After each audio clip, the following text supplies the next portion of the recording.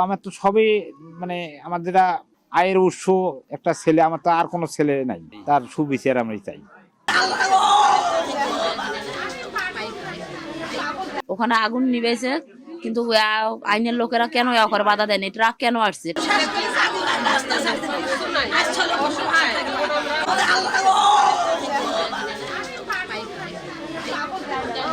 আয় কর্ম করার ছেলে তো একটাই, আর তো আর কর্ম করার ইয়ে নেই। তার উপর অনেক আশা ভরসা ছিল আমার।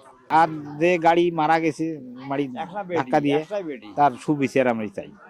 আমার তো সবই মানে আমার যেটা আয়ের উৎস বা একটা ছেলে, আমার তো আর কোনো ছেলে নাই যে তাই আয় করবে।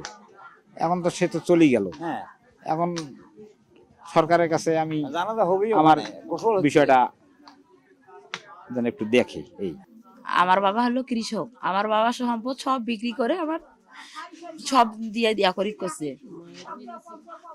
আমরা যথেষ্ট হলো বিচার চাই। ওখানে আগুন নিবেছে, কিন্তু আইনের লোকেরা কেন করে বাধা দেয়নি, ট্রাক কেন আসছে, ট্রাক কেন আমার ভাই চাপা মারি দিছে। আমরা যথেষ্ট বিচার চাই এটার।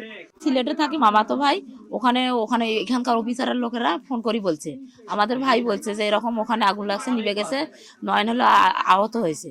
সাথে আমরা হলো ফোনে দেখছি, দেখি তারপরে তারপরে তো সংবাদ পেলাম যে এখানে হয়েছে, মারা গেছে। আমি আমার কিছু আমার